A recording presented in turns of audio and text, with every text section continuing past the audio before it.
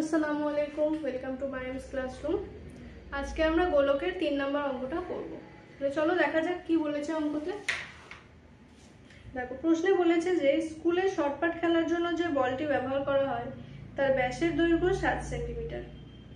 বলটিতে কত ঘন সেমি লোহা আছে হিসেব করে দেখি। তাহলে আমাদেরকে দেখো এখানে ব্যাসার্ধ বলে দেওয়া আছে, ঠিক ব্যাস বলে দেওয়া আছে, ব্যাস হলো 7 সেমি। তাহলে ব্যাসার্ধ বের করতে হবে। ব্যাসার্ধ করতে গেলে কি করতে হবে? ব্যাসের অর্ধেক। আমাদেরকে প্রশ্নে জিজ্ঞেস করেছে কত ঘন সেমি লোহা আছে, তার মানে কি জানতে চেয়েছে? আয়তন জানতে চেয়েছে। তাহলে আমাদেরকে বের করতে হবে গোলকটির আয়তন। ঠিক আছে, চলো তাহলে করা যাক।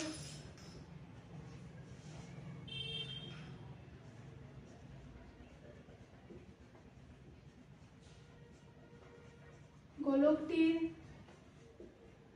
ব্যাস সমান 7 সেন্টিমিটার। তাহলে গোলকটির ব্যাসার্ধ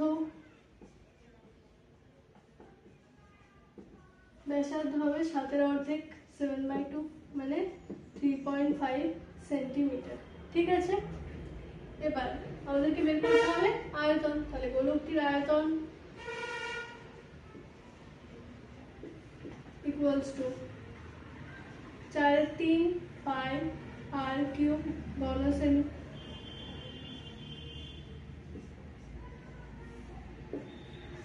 4/3 পাইয়ের জায়গায় আমরা লিখতে পারি 22/7। ঠিক আছে, এবার এখানে আর কিউব, আর এর মান কত? 3.5।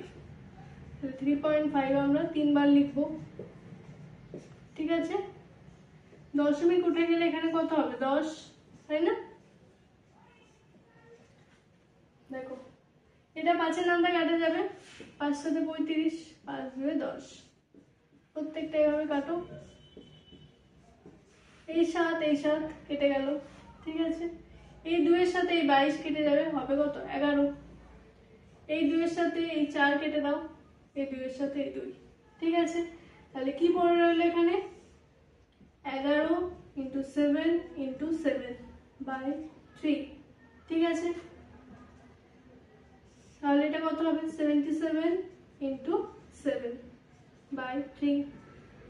77 এর সঙ্গে 7 গুণ করলে কত হবে? 3। ঠিক আছে, কাটাকাটি করো, দেখো কত হবে। দেখো 3 একে 3 হবে, 2 পড়ে রইল, তাই না? 3 সাথে 21, কত পড়ে রইল এখানে? 2। তাহলে কত হবে? 27। তাহলে 3 9 27, কত পড়ে রইল? 2। তাহলে 2 পূর্ণ 3। ঠিক আছে, আশা করি বুঝতে পেরেছো কিভাবে কাটাকাটি করলাম। প্রত্যেকটা পাশে লিখবে ঘন সেমি।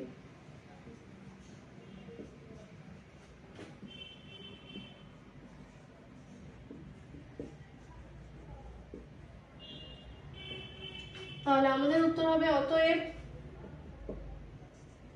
বলটিতে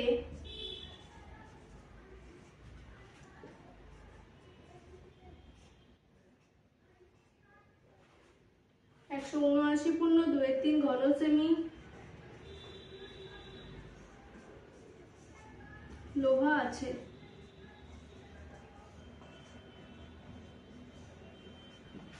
ঠিক আছে, পুরো অঙ্কটা যদি ভালোভাবে বুঝে থাকো, কোনো ডাউট না থাকে, তাহলে কমেন্টে লিখে দাও ডান। ঠিক আছে।